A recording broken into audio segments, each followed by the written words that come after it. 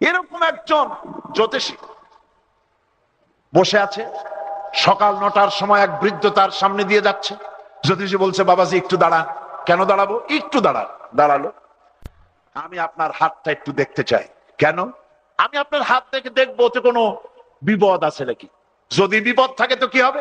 থাকলে পরে আপনার কোনো চিন্তা নাই, আমার বাক্স ভরা মাদলি আছে, মাদলি লাগাই দেব, আপনার সমস্ত বিপদ দূর হয়ে যাবে। মাত্র 2টা টাকা আমারে দিবেন, অথবা 5 টাকা দিব। আচ্ছা, আমার আগাম বিপদ তুমি দূর করে দিবে? বলে, হ্যাঁ, ওরকম তাবিজ আমার মাদলি ভরা আমার সুটকেস। বুড়ো হাতের বাজার করা ব্যাগটারে রাইখা ঠাস করে একটা চড় লাগাই দিয়েছে জ্যোতিষীর গালে। জ্যোতিষী বললেন, চাচা মিয়া, আমি আপনার একটা ভালো কথা কইলাম আর আপনি আমার চড় মারলেন। আমি ওইরকম একটা জবাব আপনারই দিতে পারতাম, কিন্তু দিলাম না, কারণ আপনি আমার বাপের বয়সী, এই জন্য দিলাম না। তা আপনি আমার মারলেন কেন? কই, মারি নাই তো, আমি তো টেস্ট করছি। কি কয় মারি নাই? আমার গাল এখনো চলে আর আপনি কয় মারেন নাই। বলছে, দেখো, আমি একটু টেস্ট করলাম। তুমি বলেছো যে আমার হাতে রেখাগুলি দেখে বিপদ আছে কিনা, সেটা তুমি দেখলে। আমার এই বিপদ দূর করার মতো অসংখ্য তাবিজ তোমার মাদলিতে, তোমার সুটকেসে আছে। তা বাবাজি, সকালবেলায় নিজের হাতটা দেখে গুনি আসো নাই? 9টা 45 মিনিটের সময় 82 একটা থাপ্পড় খাবা। এতগুলি তাবিজ সুটকেস ভরা, তোমার বিপদ থেকে ঠেকাইতে পারলো না কেন? প্রমাণ হলো, মানুষ ভবিষ্যতের কোনো জ্ঞান মানুষের কাছে। সুতরাং ভবিষ্যতের জ্ঞান যার কাছে নাই, আইন তৈরি করার কোনো ক্ষমতা তার কাছে থাকা উচিত নয়। আইন তৈরি করার একমাত্র কার ক্ষমতা? লা ইউশরিক ফি হুকমিহি আহাদা।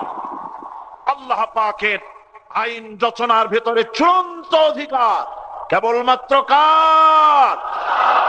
তার পরিচিতি কোরআনে কারীমের মধ্যে একটি আয়াতে আছে। সে আয়াতটা পড়িয়া প্রত্যেক নামাজের পর গেঞ্জি জামার বুতাম খুলে অনেকে বুকের মধ্যে ফু দেন। সেই আয়াতটাকে কি আয়াত বলা হয় কন্ত? মাশাআল্লাহ, সবাই জানেন, সবাই বুঝে ফেলেছেন আমি কি বলতে চাইছি। আয়াতুল কুরসি। কুরসি মানে কি? সিংহাসন। সিংহাসন, ক্ষমতা, পাওয়ার। এটা ফু দিলেই হলো না। রাসূলুল্লাহ কি বলেছেন জানেন?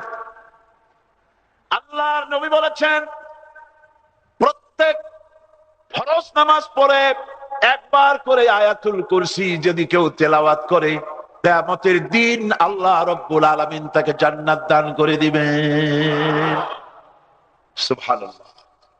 এইবার মনে হয় কিছু লোক খুশি হয়েছে, বাড়ি যাই বলতে পারবেন সারা জীবনের মতো ওয়াজটা শুনে আসছি, আর না শুনলে হবে। শুধু আয়াতুল কুরসি পড়বো আর কিচ্ছু করবো না, কিয়ামতের দিন জান্নাতে চলে যাব। না ভাই, আয়াতুল কুরসি পড়ে ফু দিয়া যদি আপনি কাম না করেন, আসল কাম, আয়াতুল কুরসিতে কাজ হবে না। ঈদের বোনাস দেওয়া হয়। ঈদের বোনাস দেওয়া হয় না? বোনাস পায় কারা? যারা শ্রমিক, যারা এমপ্লয়, তারাই বোনাস পায়।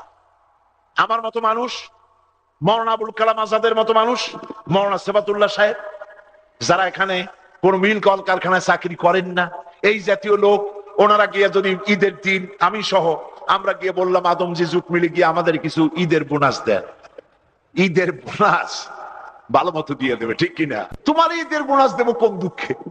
যারা চাকরি করে তাদের দেব।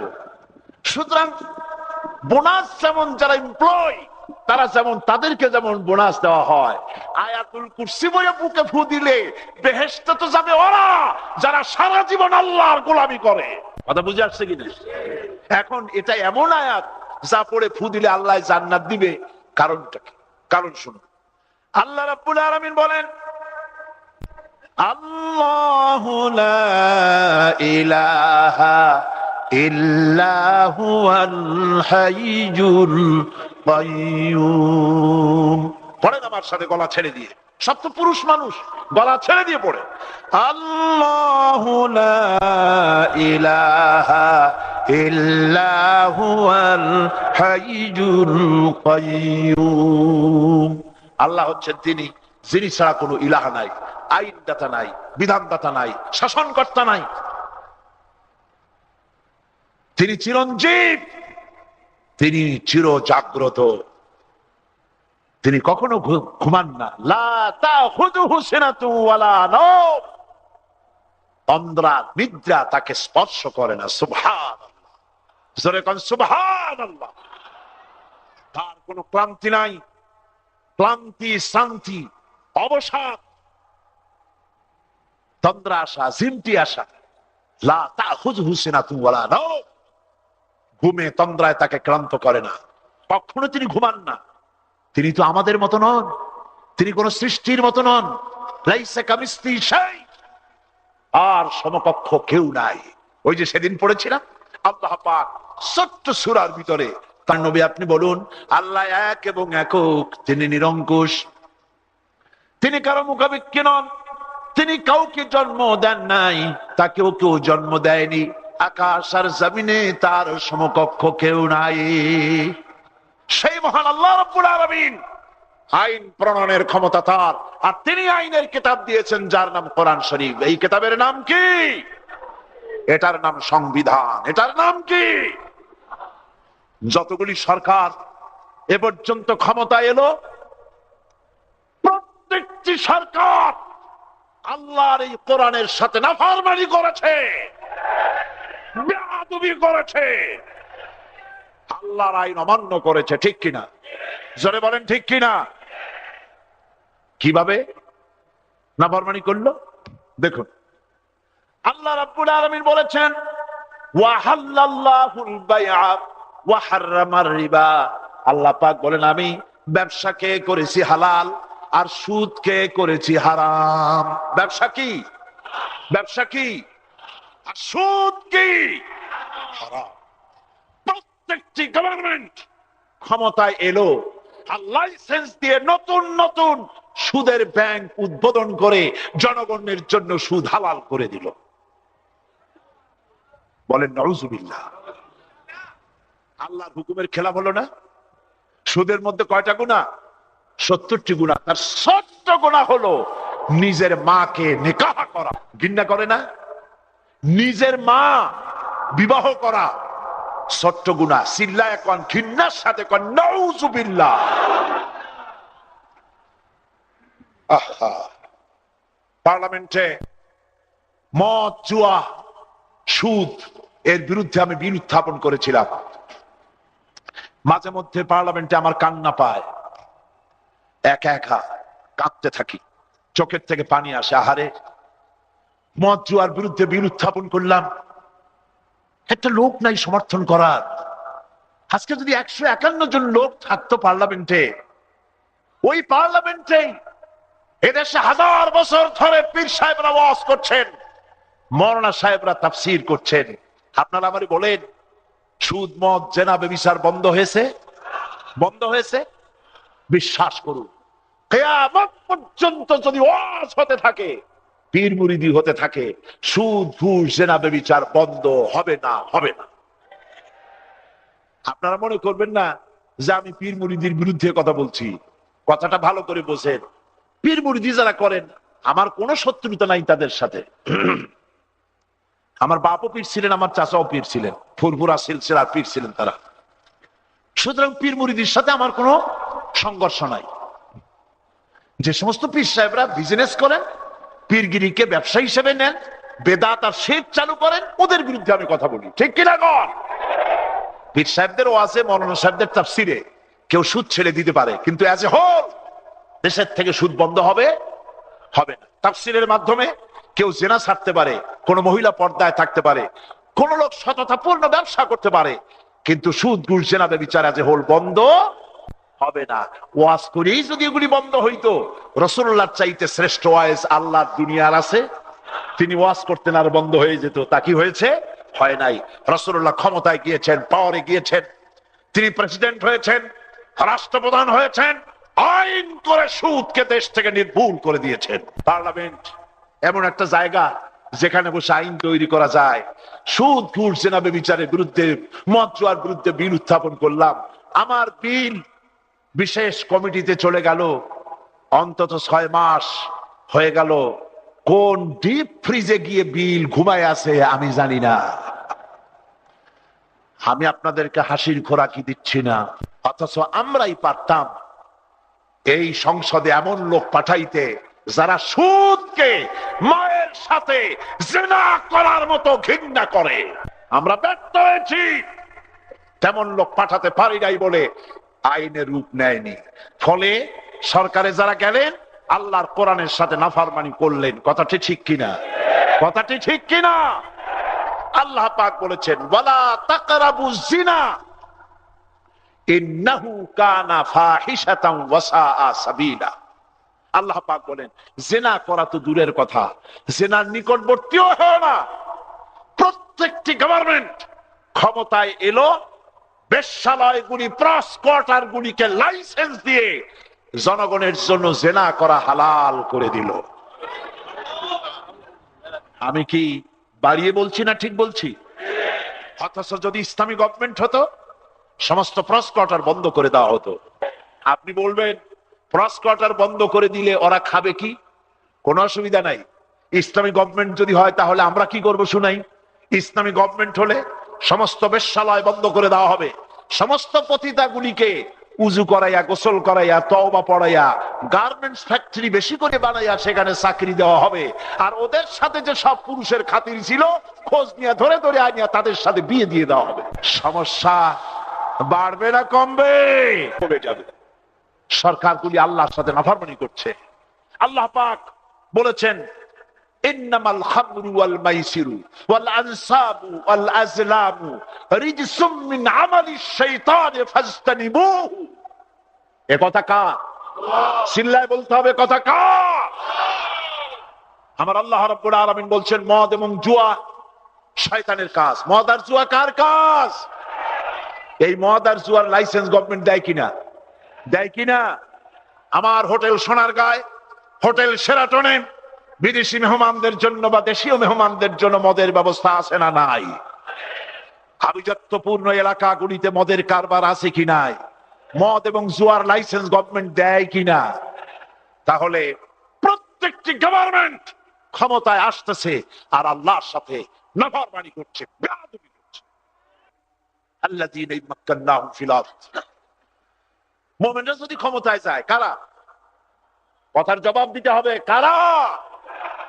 আল্লাহ পাক বলেন আমার মুমিন বান্দারা যদি ক্ষমতায় যায়, ক্ষমতায় গিয়া তারা চারখানা কাজ করবে। কয়খান কাজ?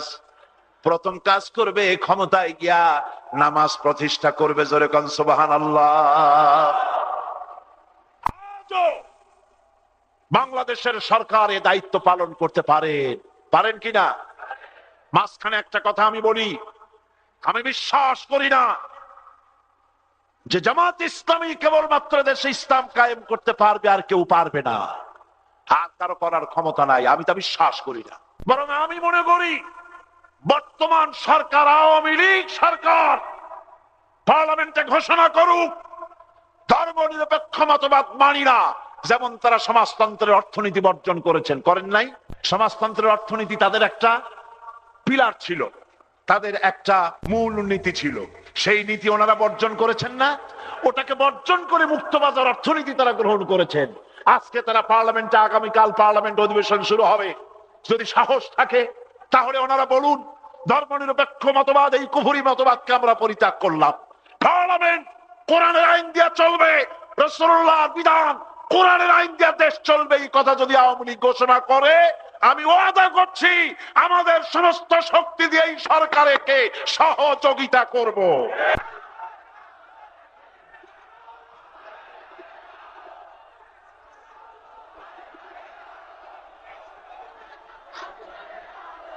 আমি পূর্বেই বলেছি কারো সাথে আমাদের বিদ্বেষ নাই, হিংসা নাই, ক্ষোভ নাই, রয়েছে দরদ।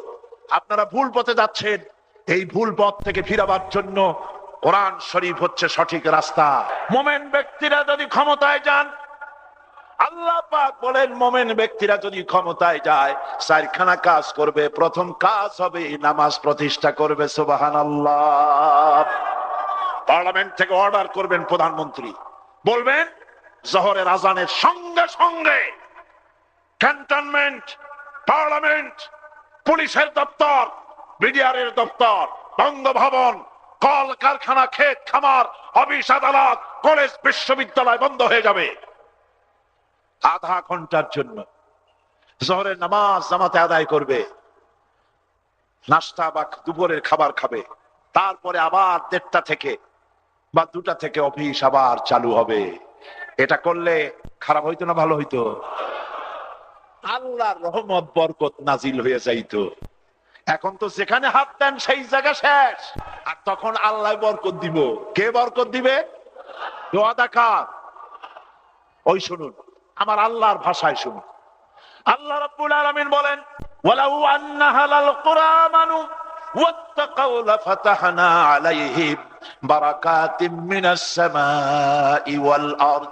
আল্লাহ পাক বলেন, দেশের লোকেরা যদি আমার উপর ঈমান আনে আর আমাকে যদি ভয় করার নীতি অবলম্বন করে চলে, তাহলে আকাশ আর জমিনের বরকতের সব দরজা খুলে দেব। এই ওয়াদা কার? আকাশ জমিনের বরকতের সব দরজা খুলে দেব। কত খাবি? সারা পৃথিবীর সমস্ত প্রাণীর খাদ্য তিনি দেন। কে দেন? বাংলাদেশের এতগুলি মানুষ যিনি বানাইছেন, খাওয়ার বুঝি তোমার কাছে চাইবে? গত বছর বাম্পার ফলন হলো। পার্লামেন্টে এক মন্ত্রী, সংশ্লিষ্ট মন্ত্রণালয়ের দায়িত্বশীল মন্ত্রী বললেন, আমরা সার দিছি, বীজ দিছি, হ্যান করছি, ত্যান করছি, যার কারণে বাম্পার ফলন হয়েছে। আমি আমার বক্তৃতায় দাঁড়িয়ে বললাম, মোটেই নয়। এই বাম্পার ফলনের পেছনে সরকারের কোনো কৃতিত্ব নাই, সমস্ত কৃতিত্ব শুকরিয়া আল্লাহ রাব্বুল আলামিনের। লাইন শাকারতুম লাযীদান্নাকুম। আমি কি গল্প করি আপনাদের সাথে? আমি কার কথা শোনাই? আল্লাহ পাক বলেন, লাইন শাকারতুম লাযীদান্নাকুম, যদি আমার নিয়ামতের শুকর আদায় করো, নিয়ামত বাড়ায়া দেব। ওয়ালা ইন কাফারতুম ইন্না আযাবী লাশাদীদ। আর তুমি কৃতজ্ঞ হও, শুকরিয়া আদায় না করো, মস্ত বড় শাস্তি দেব। গত বছর বাম্পার ফসলে, বাম্পার ফলনে শুকরিয়া আদায় করো নাই, এবার 30 লক্ষ টন খাদ্যশস্য ঘাটতি হয়ে গেছে। ঠিক কিনা? আল্লাহ শুকরিয়া আদায় করো, মাথা নিচু করো, সেজদা দাও আল্লাহরে। আল্লাযীনা ইম্মাক্কান্নাহুম ফিল আরদ। আমি যদি মুমিনদের ক্ষমতা দেই, প্রথম কাজ হলো নামাজ। ইউনিভার্সিটির ভাইস চ্যান্সেলরের ইমামতিতে ছাত্র ছাত্রীরা যদি বা জামাত নামাজ আদায় করে, ওই বিশ্ববিদ্যালয় চোর ডাকাত গুন্ডা বদমাশ পয়দা হইতে পারবে? পারবে? ইন্সপেক্টর জেনারেল অফ পুলিশ তিনি ইমামতি করবেন, তার অফিসের সিপাহীরা তার পেছনে নামাজ পড়বেন, দারোগার পেছনে তার পুলিশেরা নামাজ পড়বেন, এসপির পেছনে তার অফিসের লোকেরা নামাজ পড়বে। বা জামাত মাসের পর মাস, বছরের পর বছর বুকে হাত দিয়া কর, এমন পুলিশের পিটাইয়াও ঘুষ খাওয়ানো যাবে? যাবে না। আমেরিকান বিশেষজ্ঞরা বলেছেন, পার্বত্য চট্টগ্রাম গ্যাসের সাগরে ভাসতেছে। অফুরন্ত নিয়ামত, সহস্র সহস্র কোটি টাকার বৃক্ষ সম্পদ রয়েছে, মৎস্য সম্পদ রয়েছে, কাপ্তাইয়ের মতো বিদ্যুৎ উৎপাদনের শ্রেষ্ঠ উৎপাদন কেন্দ্র। এই বিশাল ভূখণ্ড আল্লাহ দিলেন। মুনাফিকি করলে তুমি সিকিম হবা, ভুটান হবা, ভারতের করদ রাজ্যে, ভারতের গোলামে পরিণত হবে, স্বাধীনতা টিকবে না।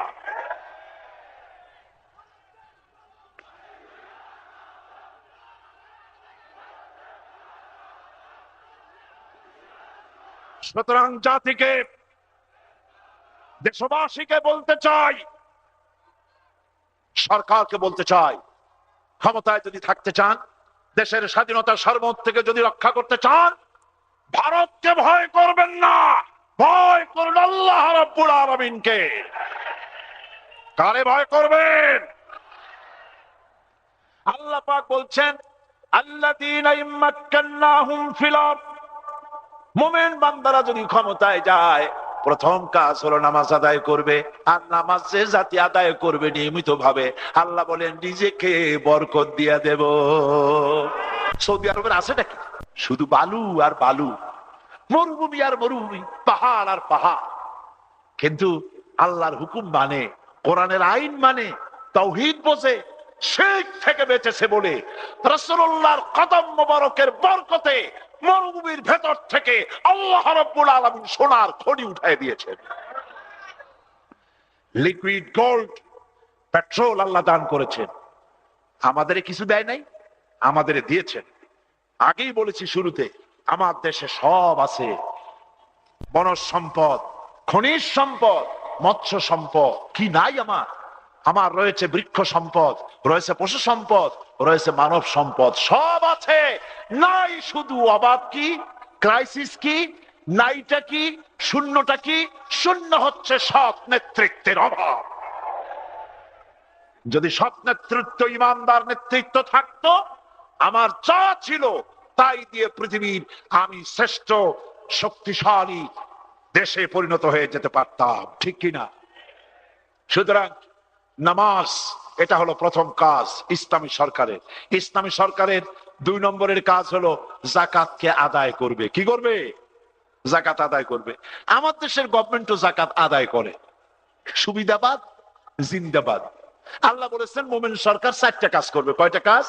4টার 1 নম্বর বাদ দিয়েছেন, 2 নম্বর 3 নম্বর বাদ, 3 নম্বর 4 নম্বর বাদ দিয়েছেন।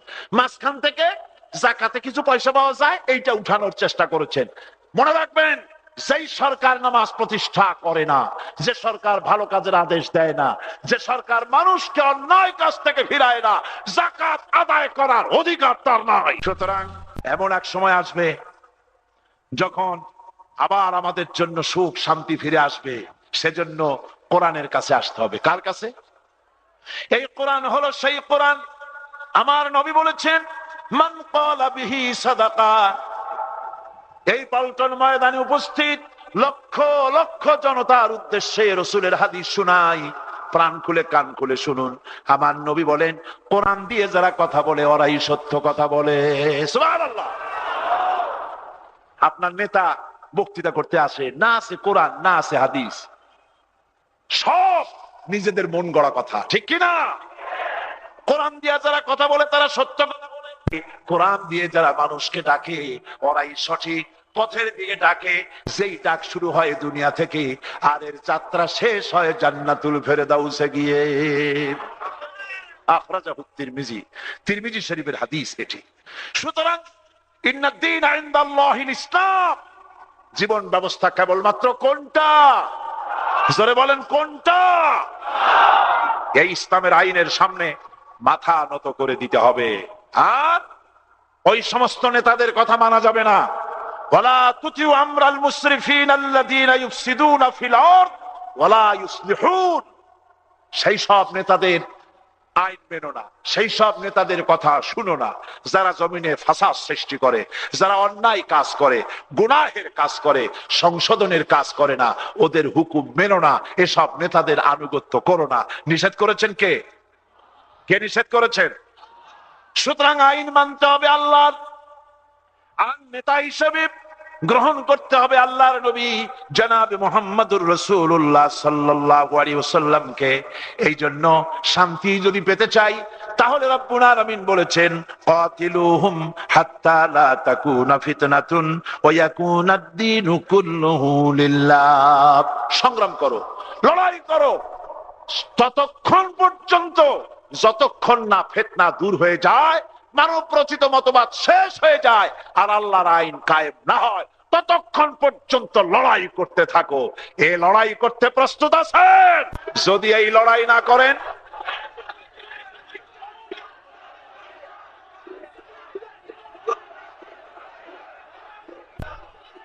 আল্লাহ রাব্বুল আলামিনের কথা শুনুন, ভালো করে শুনেন। আল্লাহ পাক বলেন,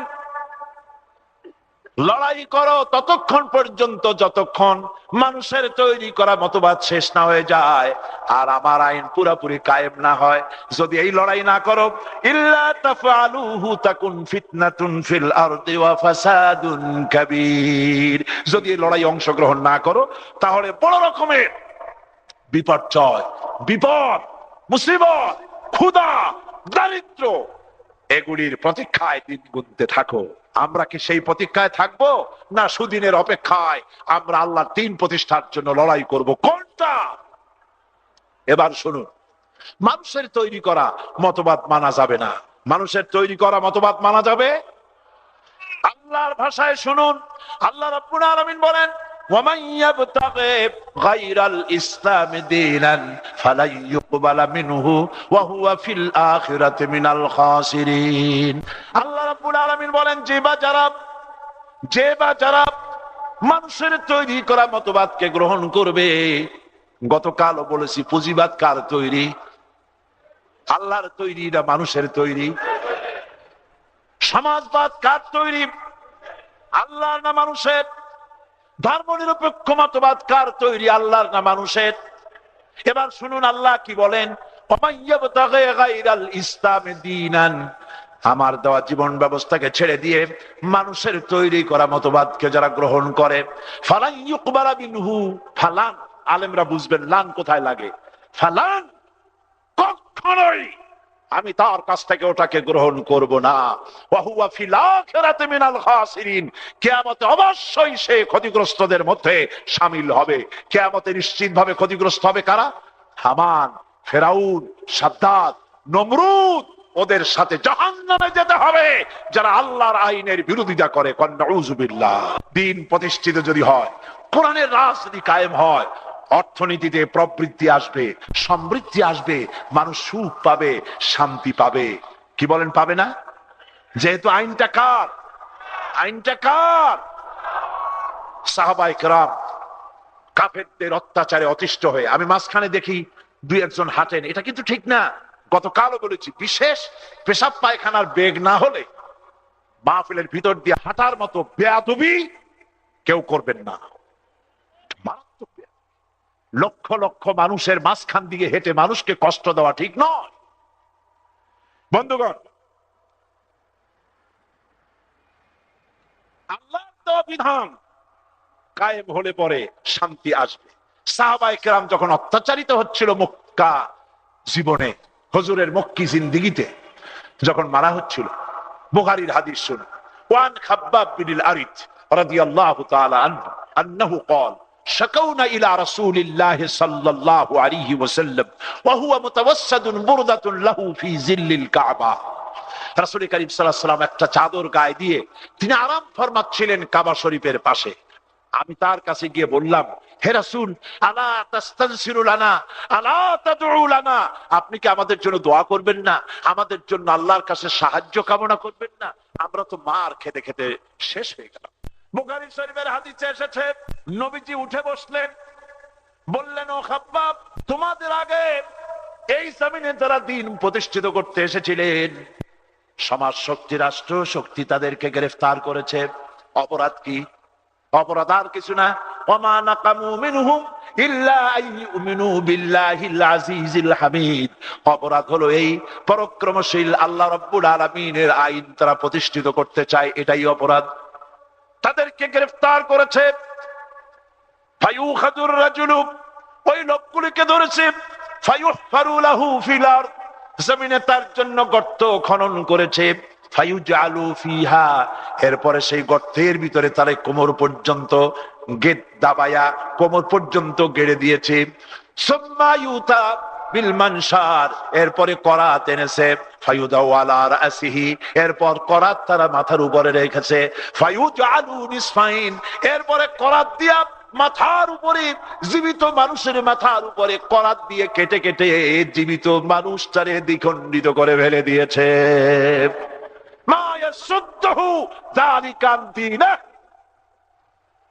এই চূড়ান্ত কষ্ট দেওয়ার পরেও আল্লাহ দিন থেকে তাদেরকে এক চুল সরায় দিতে পারে নাই। আমার প্রিয় দেশবাসী, এই কোরআনের আইন চালু করতে গিয়ে জালিমের পক্ষ থেকে যদি কোন ষড়যন্ত্র, অত্যাচার শুরু হয়, সেই অত্যাচারের মোকাবেলা করে কোরআনের পক্ষে থাকতে রাজি আছেন কিনা?